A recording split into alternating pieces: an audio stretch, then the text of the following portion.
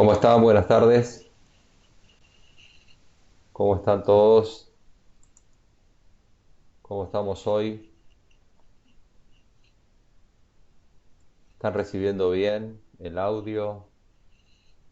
¿Me ven bien?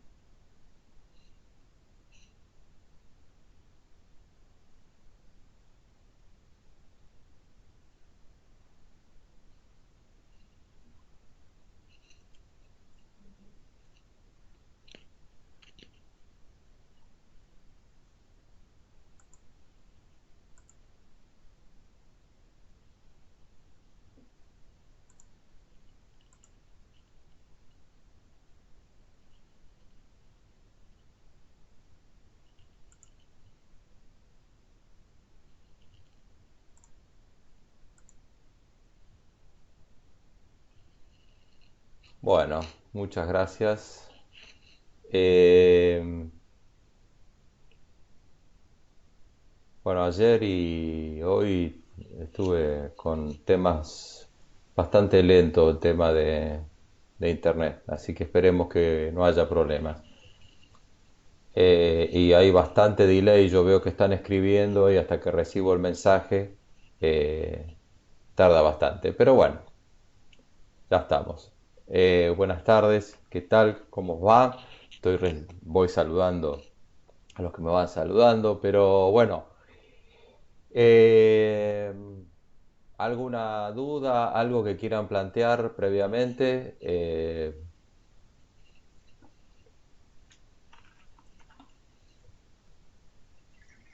Algo que, no sé, cualquier cosa que quieran, no sé, lo que se les ocurra, obviamente. Eh, Vuelvo el fútbol. Sí, es un tema que he abandonado, el fútbol. Es un deporte el cual amo profundamente. Creo que no hay deporte que me guste más jugar que ese. Prefiero jugarlo antes que verlo. Yo sé que a ustedes no les importa, ¿no? Pero bueno, pero, qué sé yo. Son conversaciones como para ir empezando la clase y no arrancar de entrada. Sí, prefiero jugar al fútbol. Obviamente mi edad me va alejando de las canchas. Y con este parate, peor todavía. Sí, sí, el dilema de las redes sociales, ahí dice María Belén que ella se está ocupando de la materia y no como yo que hablo de fútbol, pero así que la película El dilema de las redes sociales es sumamente interesante. No cambiaremos el mundo. Yo siempre digo que el tema del conocimiento, por ahí quizás no te dé el poder para cambiar el mundo, pero por lo menos sí te da el poder para no tragar sapos, ¿no? Es decir, está bien, no puedo modificarlo, pero no como vidrio. Te queda eso. Eh, en fin, son temas que se plantean en toda era de la humanidad, se plantean temas. eh, y bueno, las redes sociales eh, no son más que un acelerador de muchas cuestiones que se vienen dando en la humanidad desde hace mucho tiempo y donde hemos llegado ya casi hace 100 años a la demencia de tener una guerra mundial impresionante y digamos que en 100 años tuvimos dos guerras mundiales terribles. La segunda, eh, con la violación de códigos eh, establecidos en la Primera Guerra Mundial, que fue no tocar los objetivos civiles. En la Segunda Guerra Mundial se destruyeron ciudades enteras, desaparecieron ciudades directamente. La ciudad de Montecassino eh, en Italia desapareció. Desapareció, hicieron una ciudad nueva al lado. Eh, Lamentablemente nos estamos olvidando de aquellos tiempos donde surgió el nacionalismo, donde la situación mundial económica luego de la depresión del 29 o de principios del 30 eh, presentaba una situación social muy difícil en el mundo y a raíz de esa dificultad surgieron liderazgos sumamente negativos y nefastos para la humanidad, eh, y uno de ellos, no por guerra, porque digamos que entre comillas uno puede decir la muerte en la guerra es lógica, mire lo que estoy diciendo, pero 11 millones de personas fueron asesinadas en campos de concentración. Y no es el único genocidio mundial, ¿no? Hay muchos otros. El genocidio armenio, el genocidio ruso, el genocidio chino. Eh, Son cosas que nos estamos olvidando y no tienen y tienen que ver con las redes sociales. Lo que estoy diciendo porque las redes sociales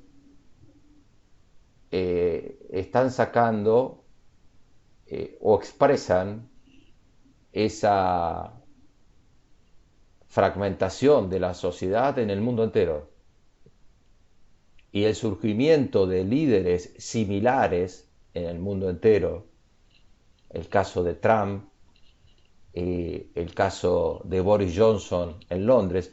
Digo estos dos ejemplos solamente para plantearlo en dos países donde uno tenía impensado que pudieran surgir líderes de estas características, líderes donde basan su comunicación en el odio y en la división. Caldo de cultivo, eso, ese liderazgo, caldo de cultivo de una sociedad que está mal, que ese es otro planteo que también nos tenemos que hacer.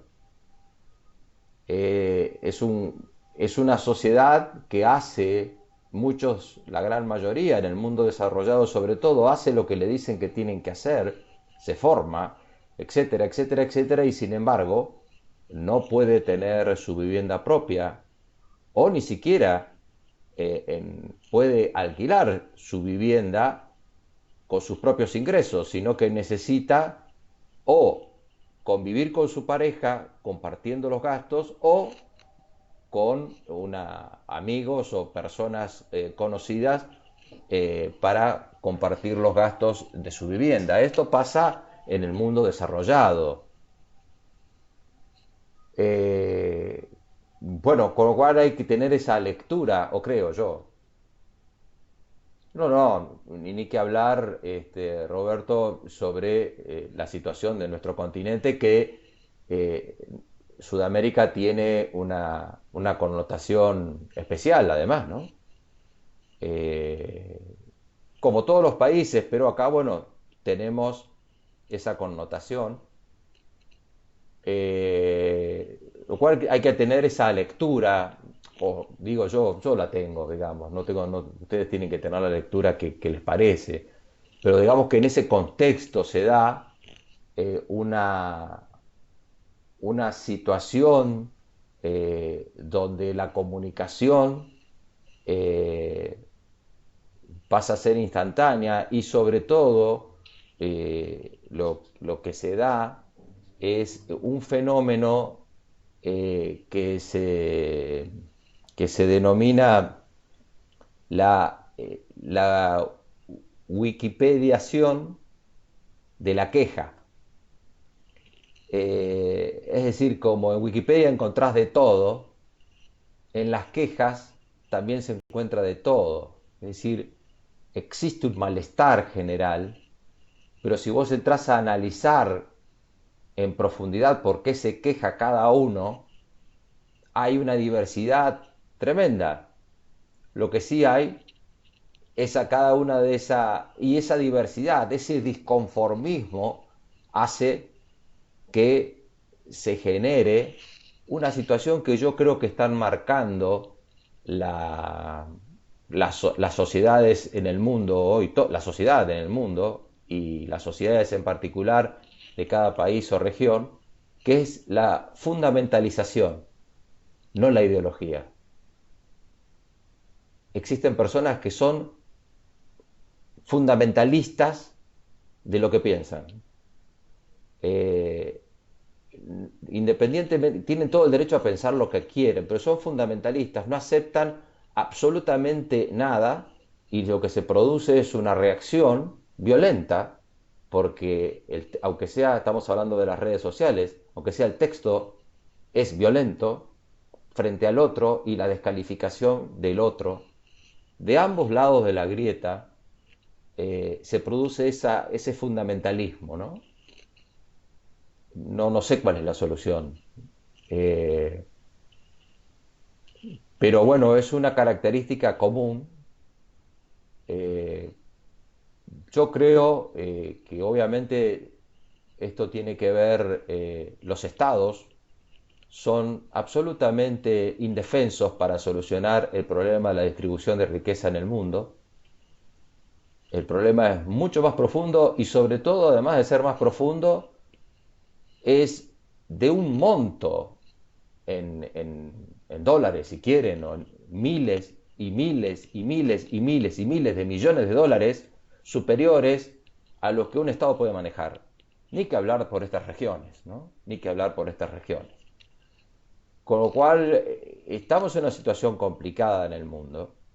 Y obviamente, vos mirás, ¿por qué no empezás a hablar de lo que tenemos que hablar? Es que justamente los universitarios, quienes tenemos eh, la posibilidad y la dicha o la fortuna o como quieran denominarlos de formar parte del sector universitario o de tener una formación universitaria, en realidad la universidad lo que te da o lo que te debería dar es una visión distinta del mundo, una perspectiva del mundo. No es ser experto en algo solamente, es una perspectiva del mundo. El hecho del conocimiento te permite eso, levantar tu mirada y ver más allá del día a día. Así que nosotros tenemos la dicha de formar parte de una institución que es gratuita. Ya sabemos que no es gratuita, pero digamos, para vos que estás del otro lado no estás pagando, pero estás sostenida por dinero público. Eso es un concepto también que nos caracteriza en esta zona, donde consideramos al Estado no como algo propio colectivo, es decir, como algo de todos, sino como que el Estado no fuera de nadie. Es un concepto muy particular que nosotros tenemos del Estado. Es de nadie, no importa lo que se hace con el Estado. Cualquiera que asume en el Estado puede hacer lo que quiere. O nosotros, no importa, yo, o lo que hacemos, o nuestros comportamientos de la sociedad en general. Obviamente que este es un pensamiento, no es más que eso. eh, con, y bueno, las redes sociales saben más de nosotros que nosotros mismos. Lo peor es que saben más de nuestras emociones y de nuestras reacciones que nosotros mismos, y donde la guerra entre los países enfrentados por el poder mundial o por el ego o porque vaya a saber qué razones, eh, están en esa lucha de no solamente predecir nuestro comportamiento, como decíamos aquí al principio de la materia, sino que a inducir a un comportamiento determinado. Lo están logrando, lo están logrando. Eh, bueno, vamos a ver en qué terminará todo esto, ¿no? Bueno, no termina nunca. La humanidad sigue su evolución o involución o como quieran denominarlas, pero la humanidad sigue y, y bueno, ya lo hemos hablado, no vamos a hablar de la pandemia nuevamente y le tenemos que sumar este condimento, ¿no? Donde irrumpe la naturaleza en una de sus manifestaciones, porque no nos hace ver cosas todavía que deberían haber estallado hace miles de años, como volcanes, por ejemplo. Pero bueno, no vamos a llevar a más desgracia, ya bastante tenemos con esta situación que ya estamos en las puertas del 2021 y nosotros dentro de esta materia tenemos la obligación de pensar estratégicamente. Estratégicamente implica, es decir, cómo nos vemos de aquí parados a los próximos años. Para no hacerlo tan largo, vamos al próximo año. En la clase anterior tuvimos una conversación sobre cómo veíamos la continuidad de las clases bajo esta modalidad para el año 2021. Sin la vacuna o sin cualquier otra cosa que elimine la pandemia, no cabe ninguna duda que vamos a estar bajo las mismas circunstancias con el agravante de los impactos económicos que se van a sentir muy fuertemente, no solamente en nuestro país, sino como vemos, están surgiendo ya gravemente también en países poderosos. Si bien algunos de ellos están resurgiendo, como toda... Bueno, la estrategia no es adivinar el futuro, recuerden eso, Roberto. La incertidumbre siempre está, no, si analizan lo que tienen para leer de DAF sobre en el entorno tenemos los recursos y la incertidumbre. Claro, ¿qué es la incertidumbre? Yo tuve un... La incertidumbre, ¿cómo la medimos? La medimos por un porcentaje de probabilidades. 10% de probabilidad de lluvias, 70% de probabilidad de lluvias. ¿Y de qué depende eso? Bueno, tendrán una lectura satelital del clima, pero yo tuve un excelente profesor de estadística que se llama Oniscanchi o se llamó Oniscanchi, realmente espero que siga viviendo.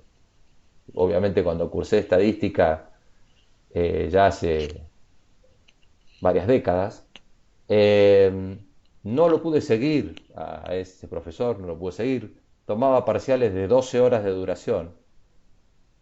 Terminaba la clase y los parciales se terminaban en los bares, otros tiempos universitarios. Yo no lo pude seguir, trabajaba, no lo pude seguir porque no podía leer lo que daba para leer, era impresionante, pero lo lamenté mucho porque se aprendía mucho en las clases. Entonces, sobre la incertidumbre que nos plantea Roberto, él se paró en el medio del aula y tomó una moneda. Yo no tengo ninguna moneda a mano acá, pero tomó una moneda, estoy mirando a ver si hay algo, no tengo. Una moneda, la arrojó al aire y hizo así. Bueno, yo les pregunto a ustedes, ¿cuál es la probabilidad Estamos en incertidumbre, ¿no es cierto? Pero digamos, ¿cuál es la probabilidad que sea cara o cruz? Eso lo tenemos claro, 50 y 50. 50%, es decir, que cualquiera de nosotros contestaríamos 50% de probabilidad. Ahora, mírenme, y para mí, ¿cuánto es para mí? Mirando la moneda. Estoy mirando la moneda. ¿Cuál es la probabilidad del 100%? ¿Por qué? ¿Qué poseo que me diferencia de ustedes en esta supuesta moneda que arrojé? La información. Es decir, que nosotros le atribuimos un porcentaje de probabilidad a nuestra ignorancia, a nuestra ignorancia. Cuando el clima nos dice 10% de probabilidad de lluvia, es porque casi no va a llover, porque tengo una información de que no va a llover. Eh, entonces, depende de la información con la que nosotros contamos, establecemos ese, le damos una evaluación a esa incertidumbre. Obviamente son tiempos complejos donde yo creo que hay muchas incertidumbres que ya son certidumbres. Con esta tendencia hay negocios que por más que le busquen la vuelta, por más que le busquen la vuelta, no van a sobrevivir si la situación de la pandemia sigue como está. No van a sobrevivir. No lo estoy diciendo con alegría, lo estoy diciendo con la crudeza que la situación genera. Con lo cual, si vos estás detrás de ese negocio y lo que trato de transmitir es lo que dice esta materia, estás obligado a replantearte tu negocio. Hotelería, gastronomía, esparcimiento, espectáculos en lugares cerrados, como los salones de fiestas. Eh, Se me escapan algunos otros, pero hay muchas ramificaciones de, del efecto de la pandemia que en este momento no me vienen a la memoria, pero hay muchas empresas que viven eh, de la vida, eh, de la vida, digamos, en conjunto. Eh, Pensemos aquellas personas que viven, bueno, hoy los gimnasios se abrieron, entre comillas, ¿por cuánto tiempo? ¿Cuántos gimnasios aguantarán? Eh, Hay muchos centros de belleza que sufrieron un golpe muy fuerte. Va a haber cambio de hábitos, además, cambio de hábitos fuertes. Y si esto sigue, bueno, una serie de factores, claro, no nos saca de la palabra incertidumbre que nos dijo Roberto, pero digamos que estás obligado o estás obligada a empezar a recabar esa información para que esa incertidumbre no la vas a convertir nunca en certidumbre. Lo de la moneda, de ver la moneda, eso es un ejemplo trivial porque la realidad se presenta de forma mucho más compleja y nunca vas a tener el 100% y nunca vas a tener la certeza absoluta, pero eh, sí puedes llegar a tener la certeza de que no vas a aguantar con este volumen de facturación durante un tiempo determinado. Y lo que es peor aún, si vos no tuviste afectación por la pandemia, porque vendés medicamentos, por decir un tema, también vas a sufrir, o están sufriendo ya, una caída en la demanda que tiene que ver con un efecto cascada de aquellas personas que están perdiendo el empleo, etcétera, etcétera. Con lo cual, ese es digamos, un panorama que alimenta socialmente al tema y que alimenta el descontento, sumado a la sensación de ahogo y quizás hasta la sensación de ahogo porque ni siquiera podés soñar en escaparte a un lugar y vivir distinto. Es una paradoja muy fuerte la de hoy, muy fuerte, porque no tenés lugar donde ir donde no estén en una manera parecida hoy, ¿no? Más allá de que nosotros tenemos nuestras cosas criollas que mejor ni hablar. Así que nuestros vecinos de los países limítrofes podrán ir a nuestras provincias, pero nosotros no podemos ir a las provincias. Que alguien me explique eso, pero bueno, no importa. Cuando las provincias tienen el mismo problema de afectación del COVID que nosotros, no lo entiendo, no lo entiendo. Pero bueno, en fin, eh, situaciones que nos tocó, situaciones que nos tienen que llevar a reflexionar cuando estamos ante un negocio o cuando estamos ante la posibilidad de pensar nuestro futuro y bueno, y pensar hoy, ustedes, jóvenes, qué va a ser del mundo eh, dentro de 10 años. ¿Querés no irte tan lejos dentro de 5? ¿Qué edad tenés? Sumale 5 años. Ustedes de edad promedio que tendrán 22, 23, 25. Algunos sé que tienen 30 y pico, pero dentro de 5 años tendrás 40 y pico. Algunos tendrán 30 y pico. Bueno, ¿cómo te vas a ver? ¿Qué se va a necesitar del mundo en aquellos tiempos? Hay muchos que están planteando un mundo digital en la manera que esta pandemia invisible nos siga afectando, porque eso es uno de los grandes temas, ¿no? Que tiene esto, es una cosa invisible. Nos sigue afectando, evidentemente los efectos van a ser, valga la redundancia, cada vez más profundos.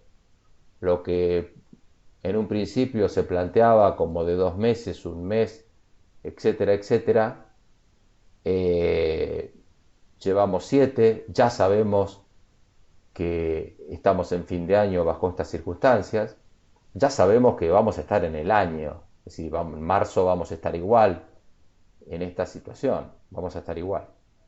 Así que no es el objetivo, obviamente, desanimarlos y que se empiecen a tirar por la ventana del departamento donde estén o se corten las venas, sino que, bueno, uno de los temas es eh, no engañarse a sí mismo.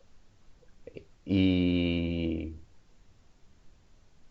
y bueno, veremos, las vacunas son temas mucho más complejos, se están utilizando metodologías modernas, que yo no critico, por supuesto, ¿no?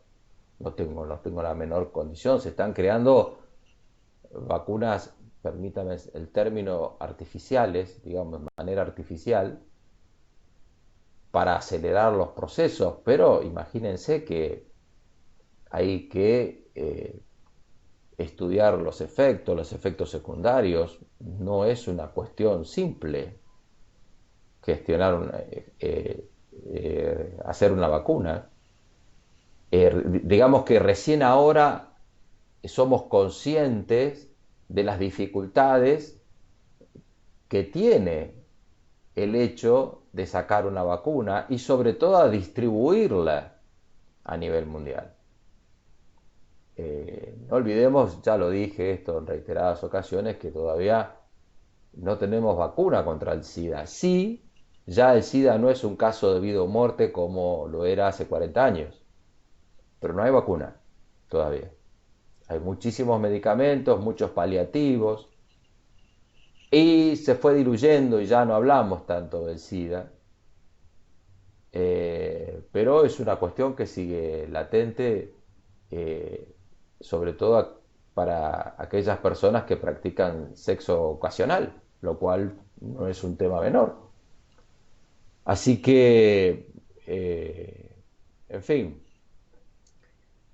y volviendo al tema universitario eh, y el caldo de cultivo, eh, los chicos como ustedes que hacen el esfuerzo de estudiar en las universidades, en los países desarrollados, y no tanto porque en Chile mismo ocurre eso, las universidades no son gratuitas. Es decir, que el egresado, además de no percibir remuneraciones adecuadas, como por ejemplo podrás ganar en, en, en Europa 2.000 euros como mucho en tus primeros indicios, donde un sueldo de 4.000 euros es un excelente sueldo. Vos podrás decir 4.000 euros acá, llevado a Argentina, es una fortuna, pero 4.000 euros cuando te sale cualquier departamento, 1.200 euros de alquiler, eh, y no estaba hablando de un departamento de 600 metros cuadrados, ni mucho menos, ni que hablar de comprar. Ese egresado, además de tener esa dificultad, está endeudado, sale endeudado por haber pagado sus estudios. Resulta muy común los jóvenes que están presionados en sus primeras instancias profesionales, por decirlo de alguna manera, de pagar esos préstamos que tienen sobre el estudio. Ustedes quizás en alguna serie, película habrán visto que hay muchos padres que crean fideicomisos donde le van guardando dinero para cuando tengan que eh, comenzar los estudios en la universidad. Lamentablemente no somos muy conscientes eh, de la importancia de la institución de la Universidad de Buenos Aires. Y bueno, pese a todo, sigue sobreviviendo, pobre, y sigue sobreviviendo eh, a nuestra falta de liderazgo y de sentido común, y seguimos destruyendo lo que hemos creado o durmiéndonos en los laureles que hemos creado. El mundo entero ha desarrollado sus planes de estudio y sus universidades sobre la base del modelo argentino. Claro, eso hace 100 años, no 5 ni 10, 100. Y bueno, tendremos que ir reformulando también nosotros nuestro modelo y el modelo educativo, que ha reformulado mucho el mundo del modelo educativo, pero no lo ha hecho público como es la institución que es la Universidad de Buenos Aires. La Universidad de Buenos Aires es una institución realmente sumamente importante, como hay muchas otras, por supuesto, ¿no? Pero del tamaño de la Universidad de Buenos Aires eh, es único en la Argentina. Pero bueno,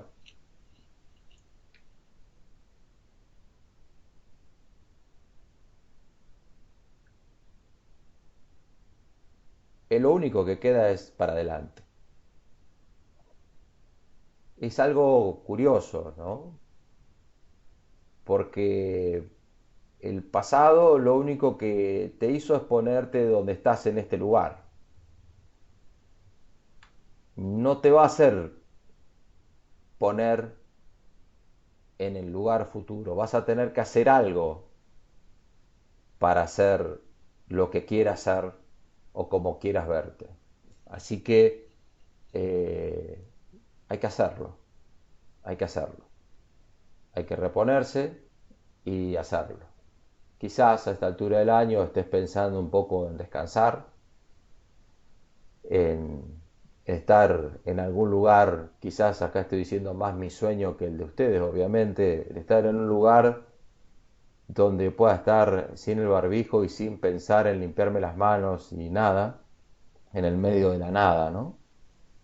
Pero bueno, no están acá para escucharme mis deseos de descansar mi mente eh, cuando termine este año, que bisiesto tenía que ser. Eh, bueno, eh, las ideologías y el fundamentalismo, que es un reforzamiento, digamos, de las ideologías, nos hacen perder mucha energía en defenderlas, mucha energía en defenderlas. Y nos quita la posibilidad de aprendizaje, totalmente, nos quita totalmente la posibilidad de aprendizaje. Pero bueno, el mundo, la historia del mundo es un péndulo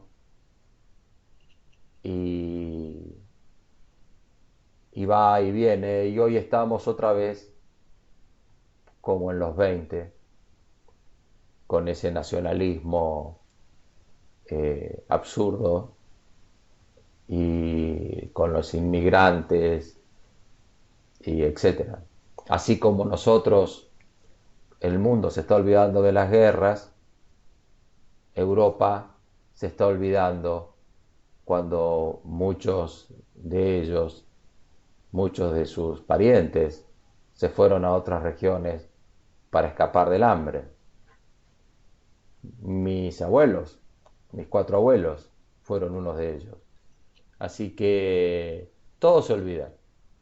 El péndulo va y viene y nos olvidamos de todas esas cuestiones.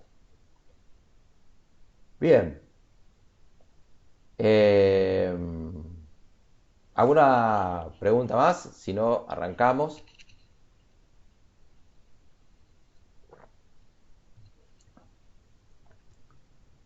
Estuvimos viendo la clase pasada, diseño para el entorno internacional. Vamos a pasar rapidito, obviamente, que estamos dentro del tema de organización.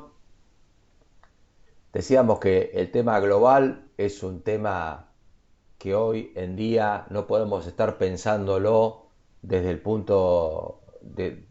No lo podemos estar pensando como algo adicional, sino que está absolutamente inmerso en cualquier filosofía de gestión empresaria o de organizaciones sin fines de lucro, donde hablábamos de las economías de escala, las economías de alcance y los factores de producción.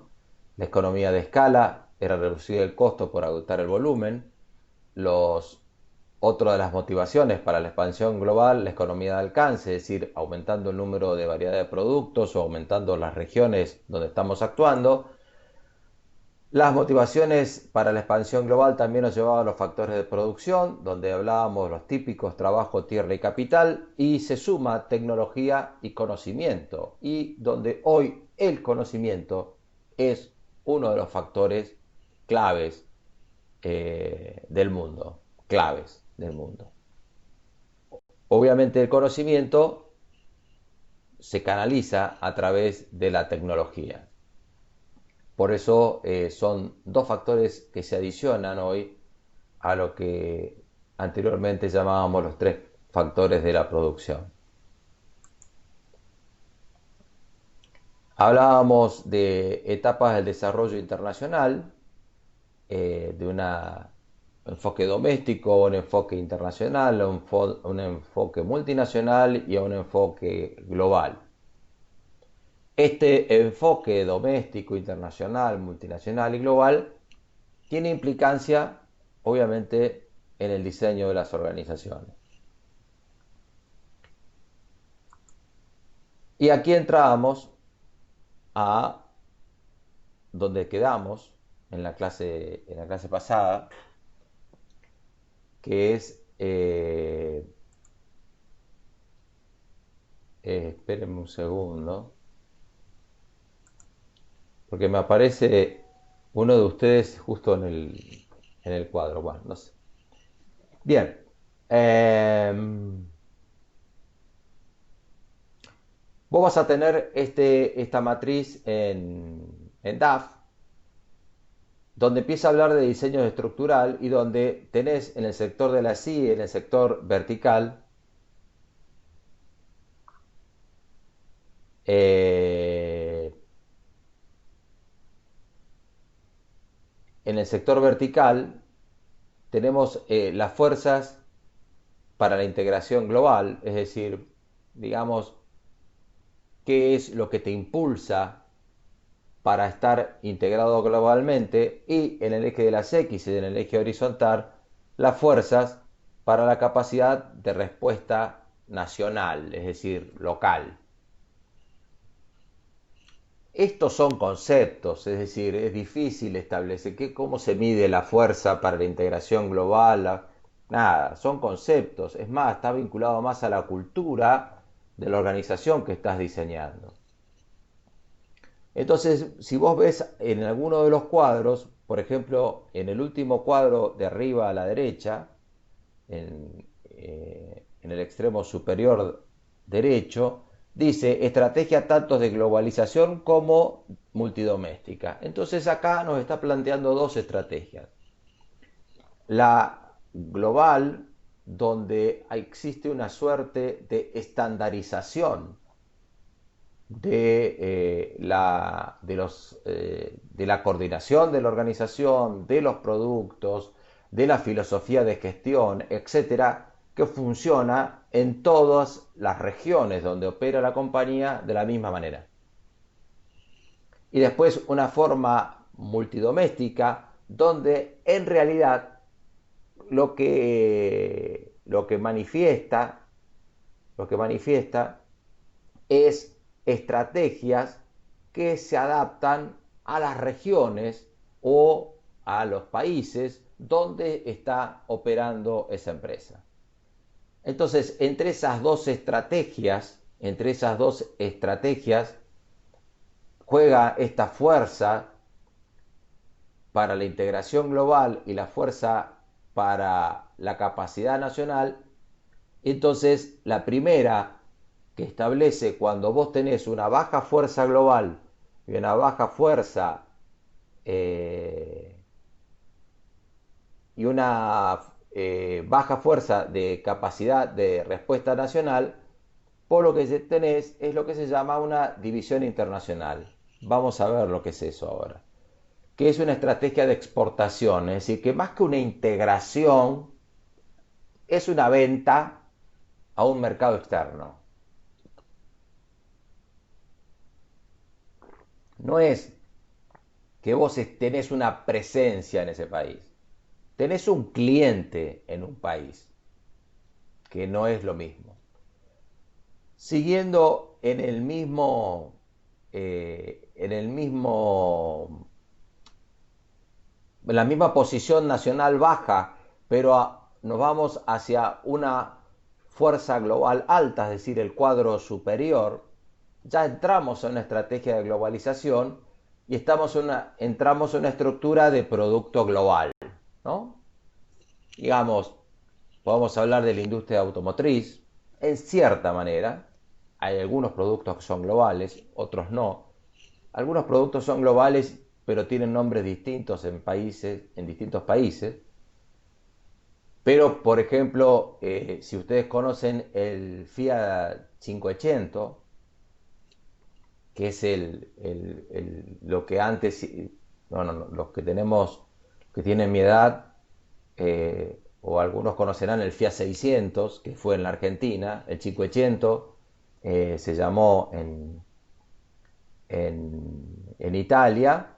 Es un modelo que fue producido primero en Estados Unidos y ahora es producido, perdón, producido en Europa y ahora está producido en México, que está producido también para el mercado de Estados Unidos.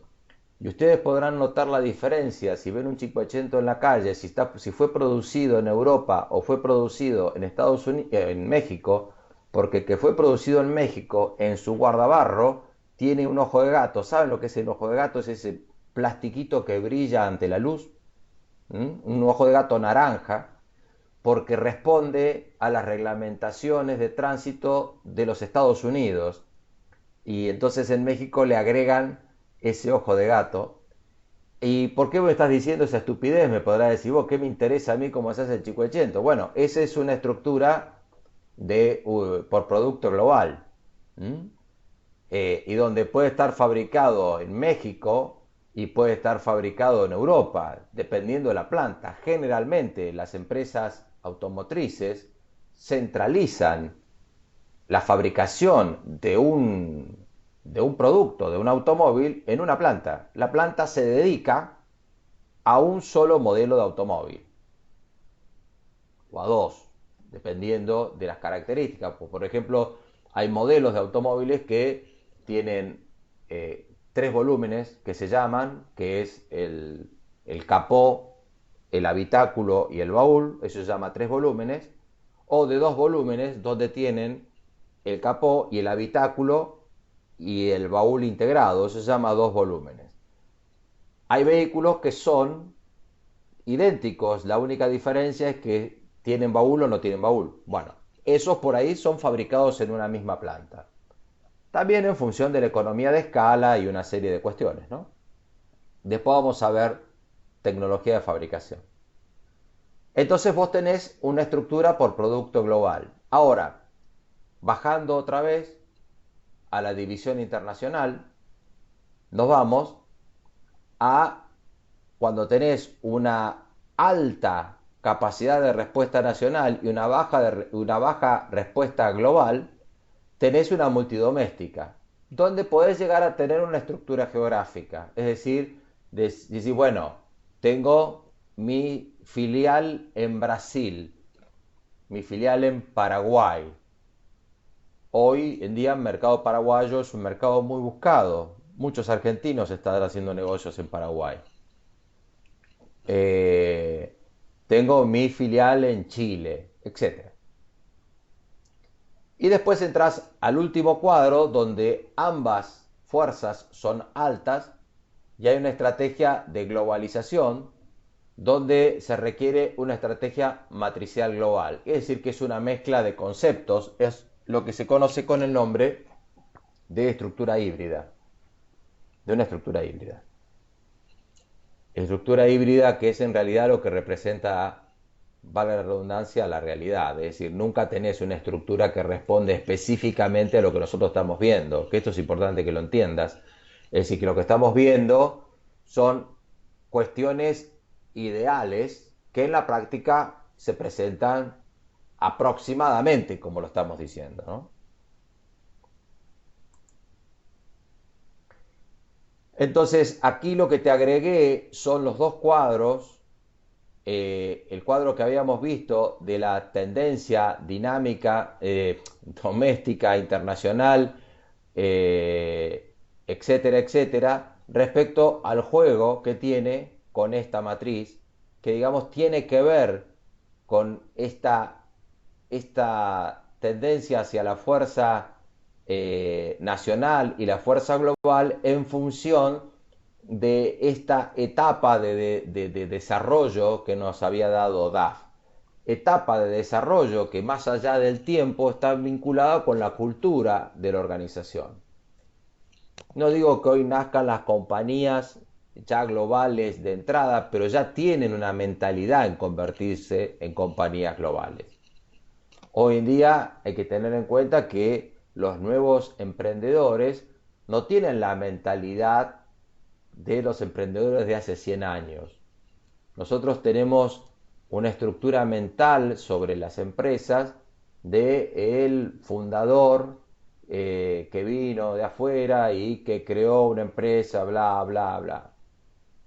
Hoy en general los jóvenes son jóvenes preparados, preparados en universidades o en máster, y justamente en los máster, ahí donde consiguen vínculos y que eso es una de las cosas importantes de los máster. La cosa más importante de hacer un máster son los vínculos que lográs, más que los conocimientos. Los conocimientos obviamente lo lográs, pero es más importante los vínculos con la gente que te conoces, es gente ávida, gente inteligente, con lo cual podés interactuar. De hecho, Facebook responde a esa filosofía de inicio y donde después se presentan inversores de riesgo y hacen que un proyecto que no tenga ingresos valga millones. Hoy sí tiene ingresos y muchos.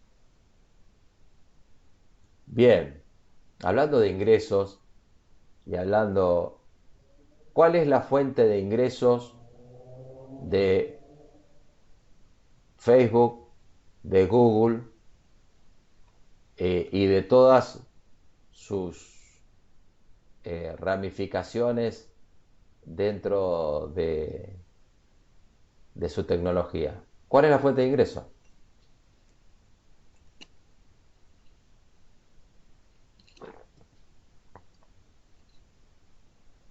No, sí, nosotros somos el producto, Rosana. Nosotros somos el producto. Nosotros somos los que estamos a la venta. Pero, como vienen diciendo Oscar, Mijail y eh, Francisco, publicidad.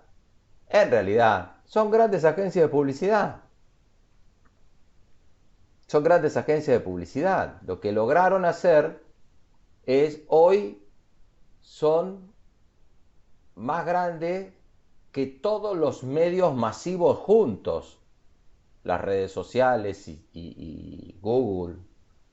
Y lo que logran además es que los anuncios sean personalizados, no segmentados, personalizados, personalizados.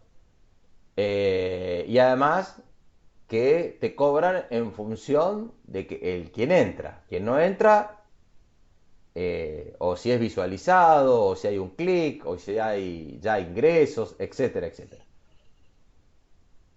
Como para plantear dónde está el negocio, ¿no? ¿Dónde está el negocio? En definitiva, es decir, la utilización de la información y el ingreso termina siendo por publicidad. Cifras monstruosas. Que también ponemos nosotros para publicitar quizás nuestras propias publicaciones, ¿no? De hecho, yo he hecho mucho de eso, de marketing digital, en función de, por supuesto, cuestiones profesionales.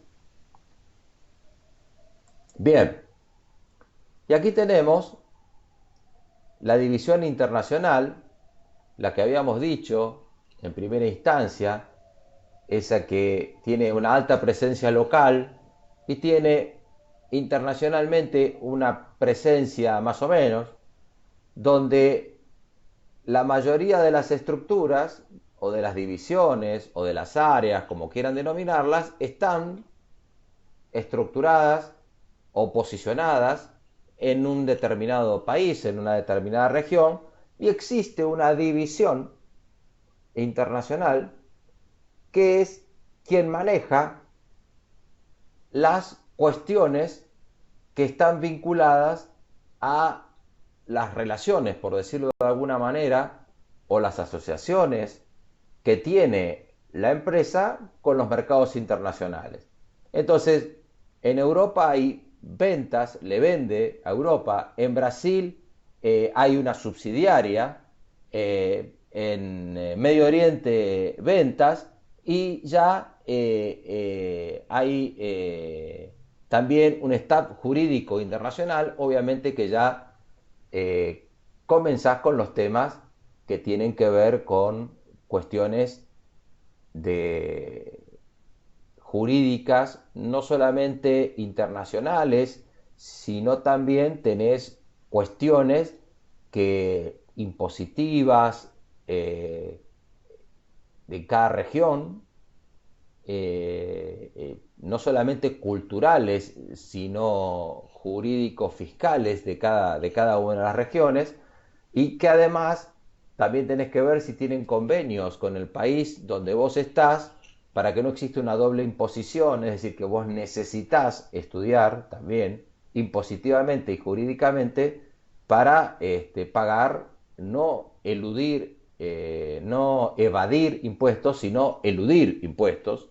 Eludir es una práctica lícita, evadir no. Eludir impuestos para no pagar de más, digamos, ¿no? Bien, después tenemos la, eh,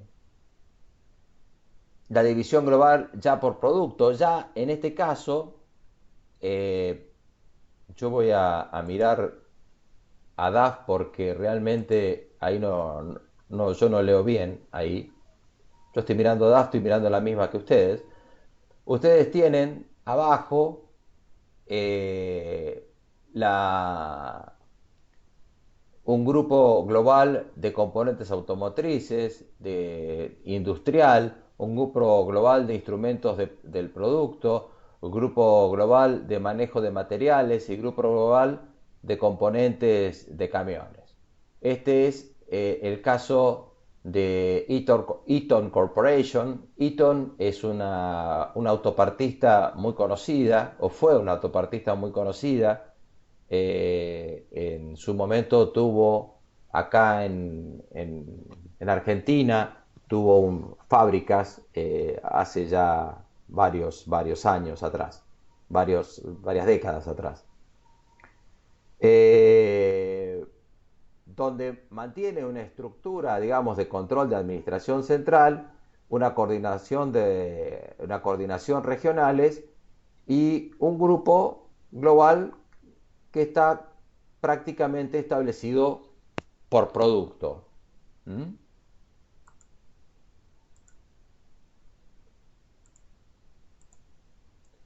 Bien, y acá la cosa, una estructura matricial global donde tenemos el caso de divisiones que están establecidas por zonas geográficas, donde tenemos Norteamérica, Europa, Latinoamérica, etcétera, etcétera, y en cada una de ellas tiene sus departamentos de recursos humanos, finanzas, manufactura, marketing, etcétera. Digamos que esto es matricialmente, es decir, por zona geográfica tengo una estructuración de estas características. Vimos por producto, vimos por zona geográfica.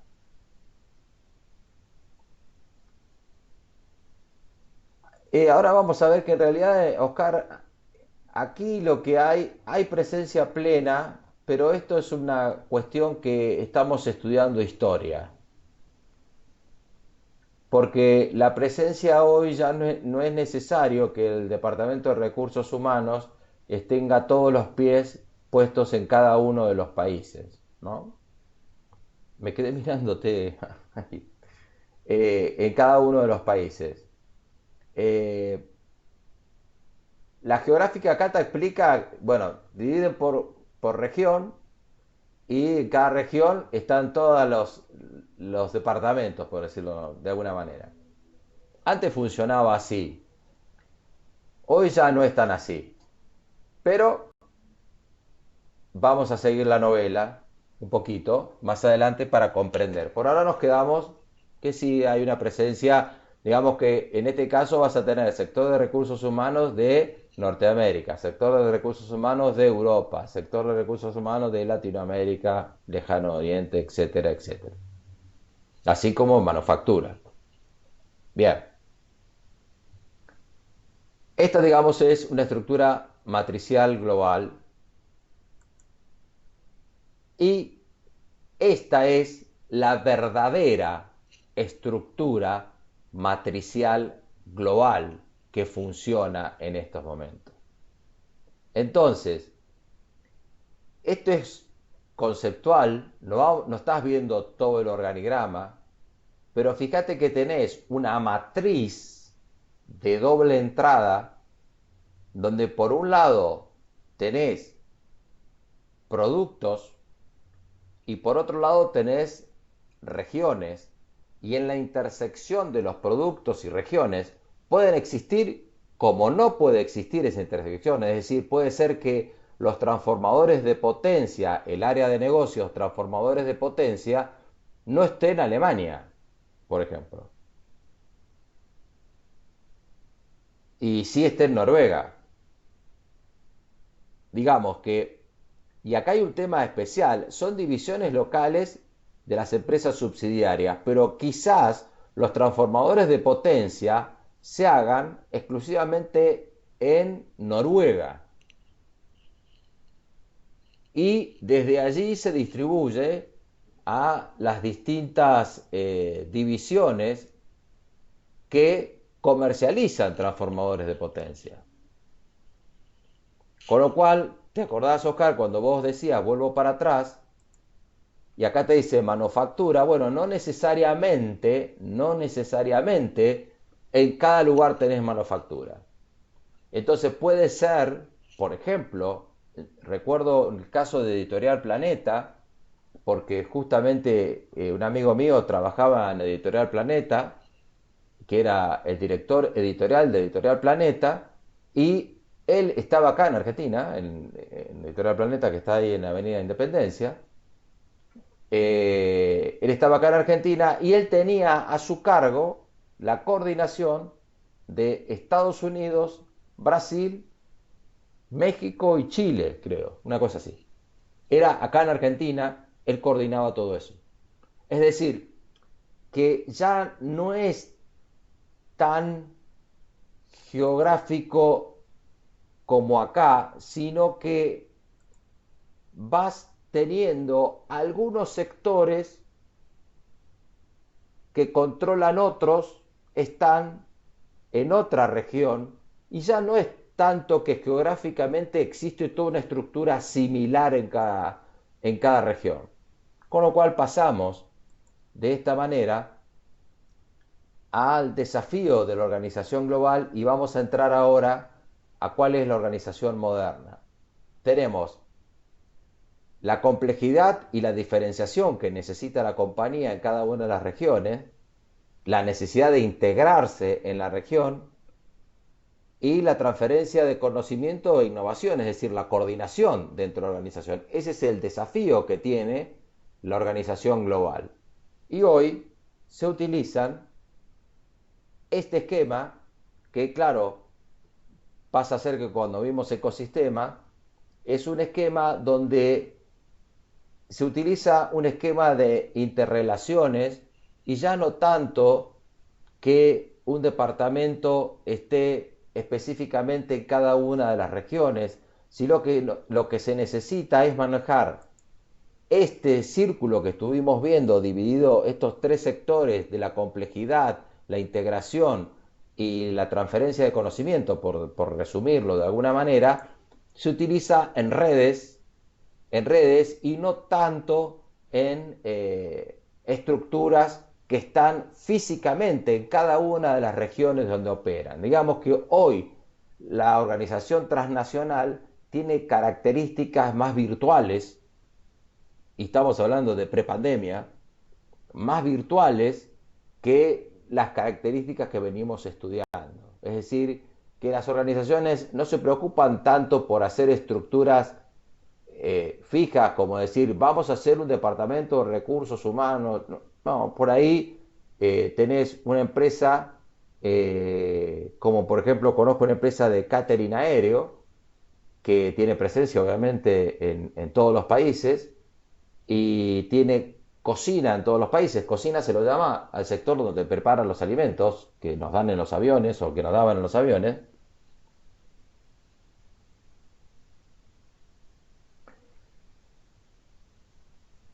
Bueno, depende de la economía de escala o depende, fíjate vos, mirá el ejemplo que te estoy dando. Vos tenés, en el caso de catering aéreo, una empresa de catering aéreo viene suponete que es un avión que venga de Alemania a Ezeiza.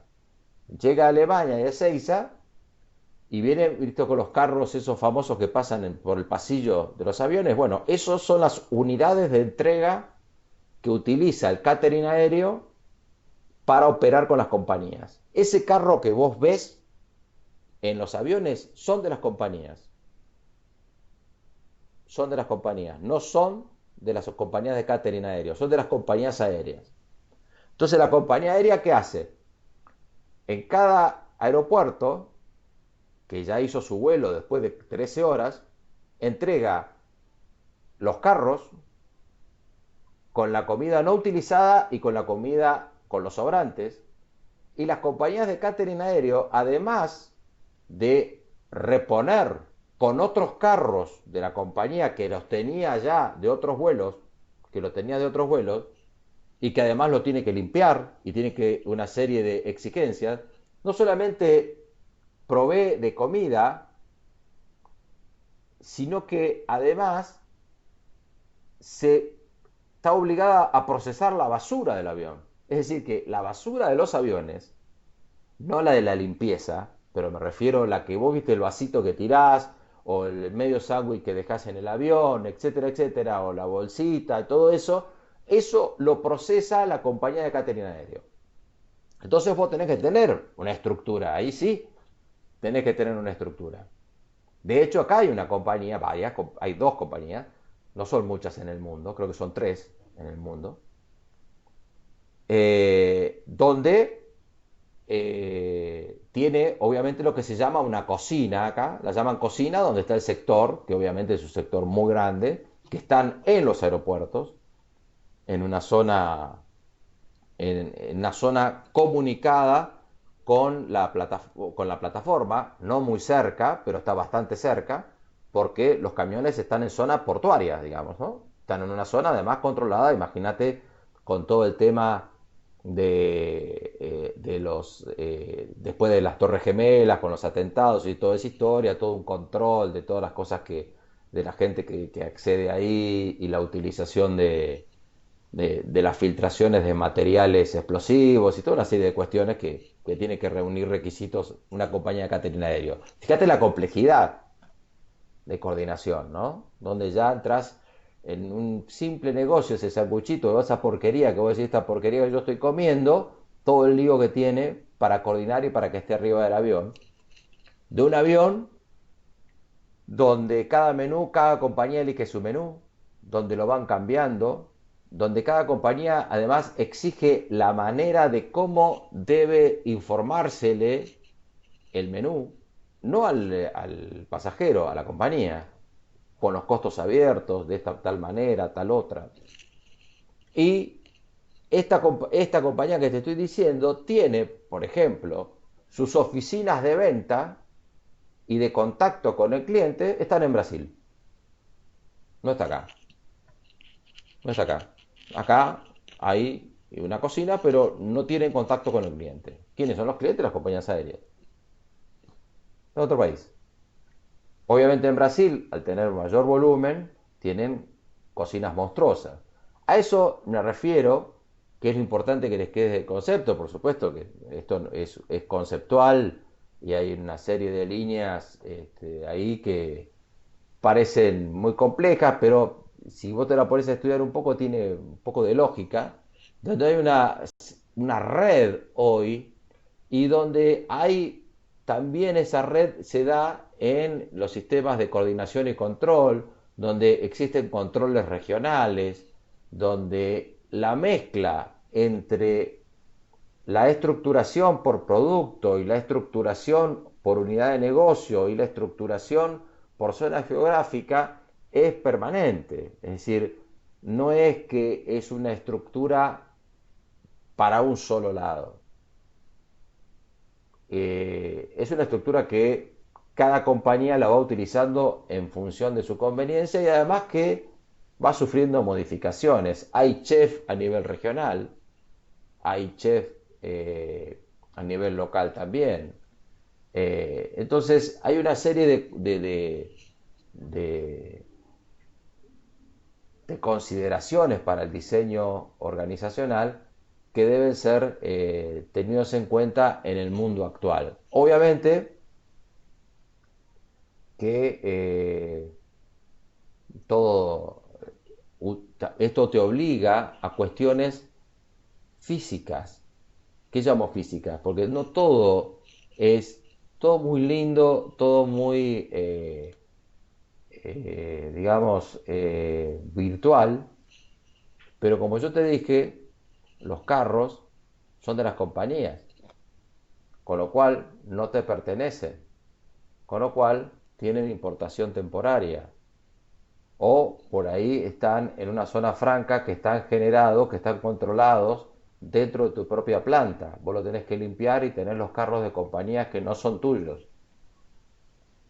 Y entonces la compañía después te informa con qué avión viene, con cuántos pasajeros viene de business, cuántos pasajeros viene de la configuración del avión, con cuántos pasajeros de economy, para vos, cuánto es de la tripulación, y le subís también la comida para la tripulación. Los pilotos comen distinto a la tripulación, por ejemplo, tienen menú distinto, o pueden elegir una cosa así. O sea que cuando vos entras en esa complejidad, decís, ahí tengo que diseñar una organización. ¿Mm? Eh, por supuesto que lo importante de esto es que le quede el concepto de que juegan las regiones, juegan los productos, juegan las unidades de negocio, que no necesariamente el hecho de que yo tenga presencia en todo el mundo implica que haya una planta en cada lugar del mundo, no es así. Se mueven plantas de una parte del planeta a otro por una diferencia de un 3% en el total del costo, porque en 3% en mover, en producir productos por 20 mil millones de dólares al año, es una monstruosidad. Es una monstruosidad. Y también hay muchas empresas que hacen grande dinero en poner sus plantas donde son libres de explotar a la gente que trabaja en ella, ¿no? Pero bueno, cosas que pasan también. Bien, yo les traje acá dos ejemplos y el primero de ellos es el grupo Alphabet, que antes era Google. Google hizo una reestructuración de, de su holding y creó un holding en Alphabet, donde digamos es su cabeza, donde administra todas sus unidades de negocio, donde una de ellas de las unidades de negocios es Google, donde vos podés ver que maneja YouTube, las apps, Google Maps y toda una serie de cuestiones que nada tiene que ver con Google Venture, que Google Venture es un fondo que invierte en proyectos, invierte en proyectos de riesgo, donde tenés Google X o Google X, donde trabaja en biotecnología, o Fiverr, que tiene que ver con, que trabaja sobre la comunicación de Internet. Obviamente no es una casualidad con Fiverr o Fivertel, ¿no? Está en el desarrollo de comunicaciones, o Nest, que es una unidad de negocio que está desarrollando smart homes, etcétera, etcétera. Son distintas unidades de negocio donde está trabajando el grupo Alphabet, que es la diversificación que tiene el grupo Alphabet, que nada tiene que ver con Google. Es decir, nada tiene que ver. Es decir, que Google opera en su tecnología absolutamente separado, por ejemplo, de Fiverr, aunque pertenezcan al mismo grupo Alphabet. Digo esto para que comprendamos la complejidad que puede llegar a tener una empresa global, donde esto, en cada uno de los sectores que estamos viendo, estamos mostrando un título. Y debajo de ese título tenemos unas estructuras monstruosas. Por ejemplo, en el caso de Google, imagínate, estamos hablando de YouTube. o del buscador mismo Google y ponete a pensar los fierros que procesan esa información. O sea que no estás lo virtual, lo que nosotros llamamos nube, también ofrece servicio de nube, obviamente Google. Lo que nosotros llamamos nube no son más que centros monstruosos de procesamiento de datos que están en tierra firme, en zonas que son confidenciales, obviamente, eh, para evitar cualquier tipo de incidente o de atentado. Así que, bueno, estas compañías tecnológicas que para nosotros operan virtualmente tienen muchas patas que están metidas en cosas tangibles. Quizás si ustedes googlean un poco, les interesa, pueden llegar a ver que unas plantas donde están los servidores de Google, que están distribuidos por muchísimas partes del mundo, obviamente no están en un solo lugar, van a ver que tienen el tamaño de varios estadios de fútbol, ¿no?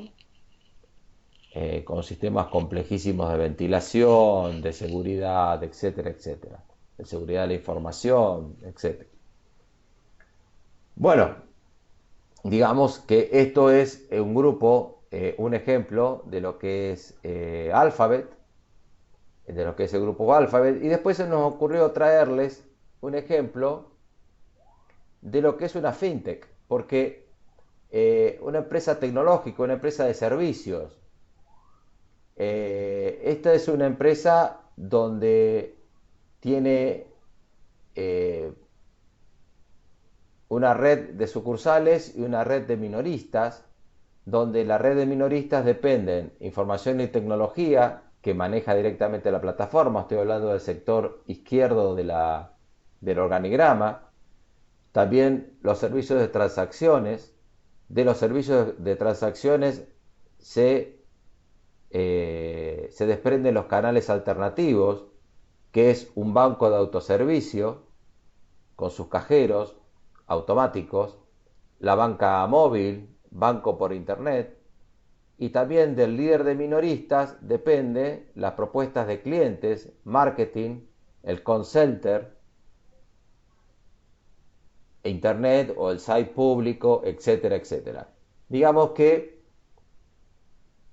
cada sector va a depender, de cada sector va a depender la estructura, va a depender eh, si realmente necesitamos divisiones geográficas o cuán geográfico necesitamos. Muchas empresas hoy, antes de la pandemia, operaban con mucho del personal, sobre todo de IT, en sus lugares de residencia.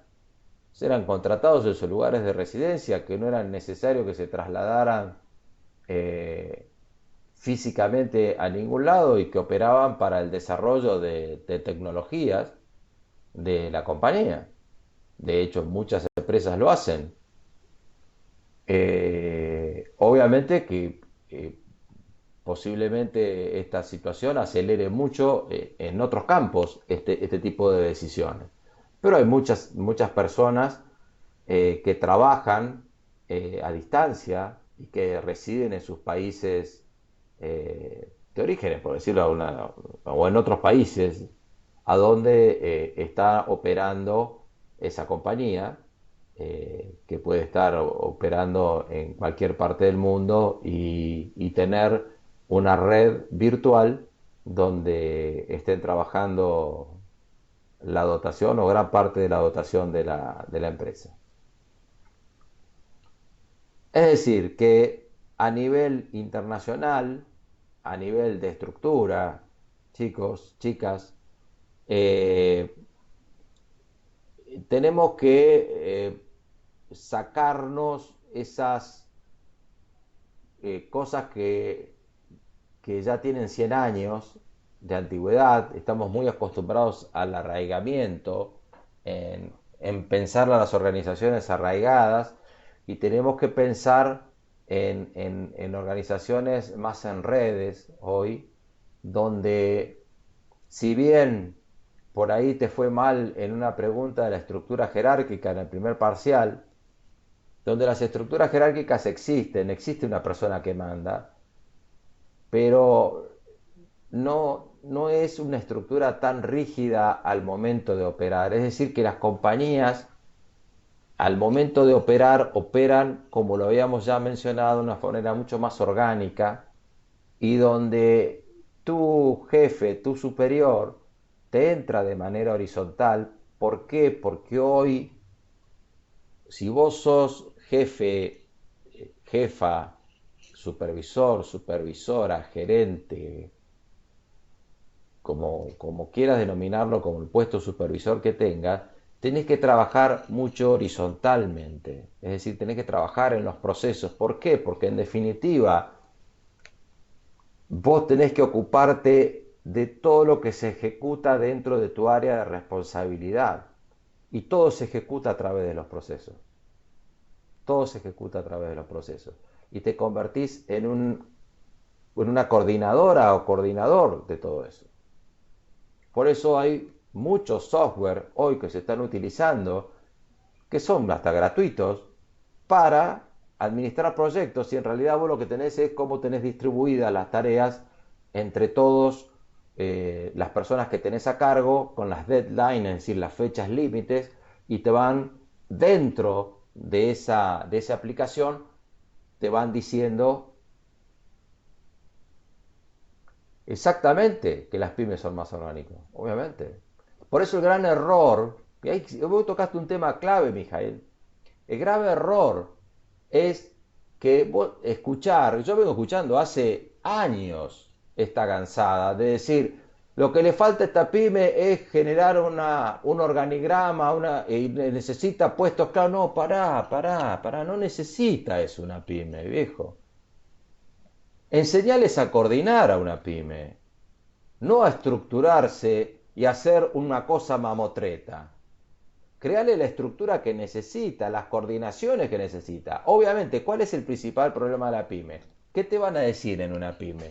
En una pyme te dice, el empresario no sabe delegar. Mentira. No es que no sepa delegar. No se crearon las instancias para que delegue. Porque claro, obviamente, cuando vos constituís, cuando vos empezás un proyecto, el que sabe sos vos.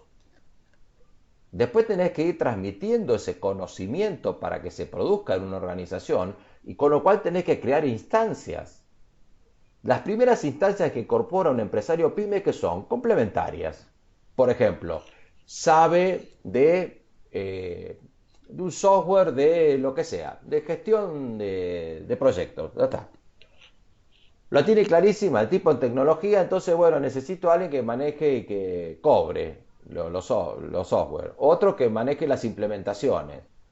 Y vas incorporando de gente de tu complementaria hasta que no das más. Vos no podés estar programando, evolucionando. Entonces tenés que tener esa visión empresaria, no perder esa visión empresaria. Y eso es lo que hay que hacer el empresario pyme, que no pierda la visión empresaria. Y para eso crearle las instancias para que no la pierda. Y crear redes. No le crees un bodoque como empresa. La principal función de un empresario pyme es buscar el financiamiento para su próximo crecimiento, su próxima evolución. El problema de la pyme está en el financiamiento. Y el financiamiento no va a venir por un crédito de nadie. Lo primero que tiene que comprender un empresario pyme es que no va a poder evolucionar solo. Va a necesitar colaboración de otros. Va a necesitar asociaciones, asociarse con otros. O va a necesitar, como hacen los pibes de ahora, de cotizar sus acciones en la bolsa. O como el hijo de un amigo mío que, ¿sabes que practicaba surf? Se le ocurrió con un amigo fanático del surf, el pibe 5 de la mañana, es de Mar del Plata, ahora está viviendo no sé dónde, en San Francisco está viviendo. 5 de la mañana todos los días, invierno y verano, se levantaba y se iba al mar a surfear. Hay que ser, es que está mal de la cabeza para hacer eso, pero lo hacía. Hacía eso, fanático del surf, competidor internacional, qué sé yo. Está viviendo en San Francisco. Y en San Francisco, bueno, ahora va a ser una app en la cual no sé cómo funciona bien la app, pero la cuestión es que con esa app de todos deportes extremos, ¿no? Entonces se hace una app de deportes extremos. Mira vos, una app de deportes extremos, ¿no? Y consiguieron un fondo de inversión.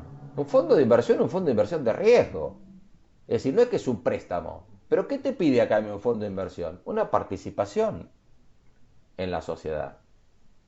Tenés que generar una sociedad y tener una participación. Y te van a exigir también que estés ordenado. Pero hay que pensar de esa manera hoy. Hoy ese es el pensamiento no es el pensamiento de mis abuelos, ni siquiera los abuelos de ustedes, de mis abuelos. Ya está, ya fue. Eso ya fue. Los emprendimientos nuevos, las startups, hoy, eh, fíjate, en Endeavor se escribe, googleen en Endeavor y vean cómo se están manejando y cómo están fomentando emprendimientos. Hay empresas y hasta Google fomenta los emprendimientos y te financia. Tenés que competir contra miles, no contra dos o tres, contra miles. ¿Te acordás del plan de negocio? Bueno, tenés que aprender a hacer planes de negocio. Tenés que aprender a hacer un modelo de negocio. ¿Tenés una buena idea? Bueno, definí tu modelo de negocio. Después haces tu plan de negocio.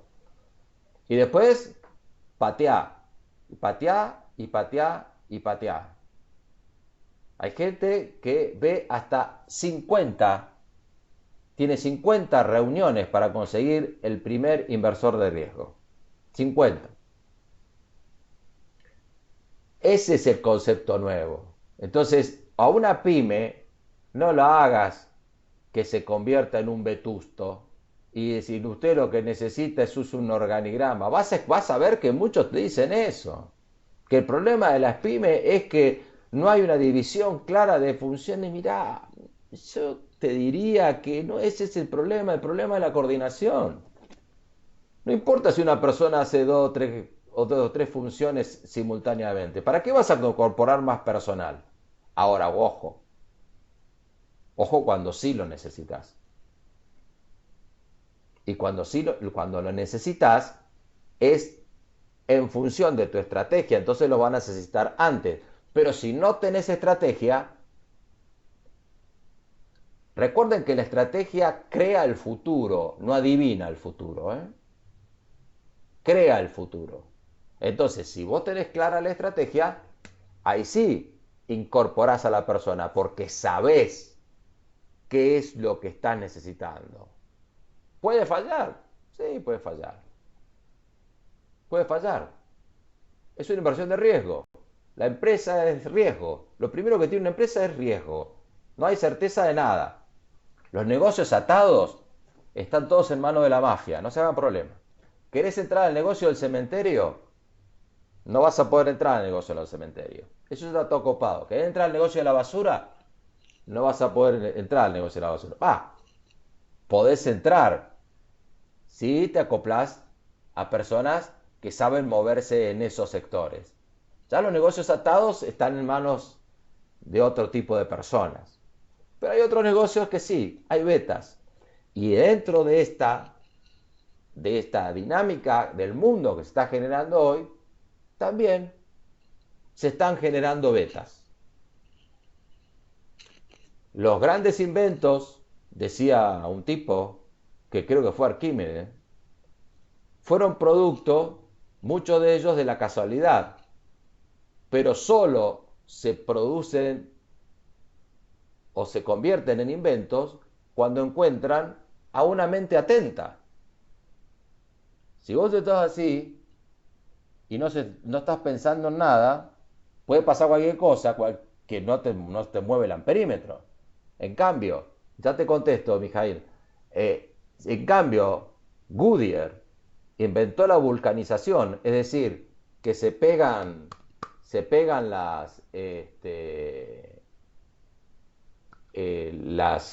la goma, el caucho, se pega el caucho y por eso empezó a construir cubiertas y ese tipo de cosas. Una vez estaba tratando de encontrar, le dio bronca, estaba nevando, lo revoleó a la calle y se fue a dormir y al día siguiente se levantó, salió y encontró el pedazo de goma en el piso, lo levanta y estaba pegado. Se dio cuenta de que una vez que pues se enfriaba quedaba pegado. Y ahí descubrió la vulcanización del caucho. Pero el tipo lo estaba elaborando. No es que descubrió la vulcanización. Si yo encontraba el pedazo de goma, digo, uy, este pedazo de goma sigue acá y lo tiraba a la basura. Porque mi cabeza no daba para eso. ¿Ah? En los cementerios son negocios atados, es decir, los cementerios son negocios donde ya están controlados muy fuertemente. Nunca van a... el negocio de los muertos es un negocio. Aquí y en cualquier parte del mundo el negocio de los cementerios es un negocio atado, con lo cual, por decirlo de alguna manera, existen grupos económicos muy, muy fuertes que operan en esos segmentos. El negocio de la basura, el negocio de los cementerios, el negocio del correo, hoy de la logística, digamos, porque ya el correo como correspondencia no, no es utilizado. Ya, ojo, que ya la documentación, mucha documentación se está reemplazando por documentación digital, encriptada, ¿no? Y estaba leyendo los otros días que la computación cuántica, que son los computadores que se están evolucionando ahora, que van a procesar 10.000, no sé cuántas millones de veces más rápido que los procesadores actuales, inclusive ya están en condiciones de descifrar esas cuestiones encriptadas, así que ni las cuestiones encriptadas van a funcionar en un futuro, vaya a saber cuán no muy lejano seguramente. Ojo que muchas veces la tecnología se maneja en función de la amortización de las inversiones, es decir, la tecnología está bien, te van largando muchos celulares. Si vos te das cuenta, en los últimos años, no hay grandes cambios entre los celulares. Sí, puedes sacar una foto más linda, mucho más preciosa, ¿no? Pero son fotos. No agregan una nueva función. Entonces, te van demandando. Hoy saca el con tecnología 5G. Pero ¿será así que a 5G se necesita un equipo distinto? ¿Será así? Bueno, ¿por qué van manejando eso? Porque primero necesita que consumas toda la inversión de la tecnología actual. La tecnología también se va alargando a cuentagotas. Quizás estemos mucho más avanzados de lo que estamos usando todavía. Son empresas, son negocios, ¿no? La tecnología no son santos.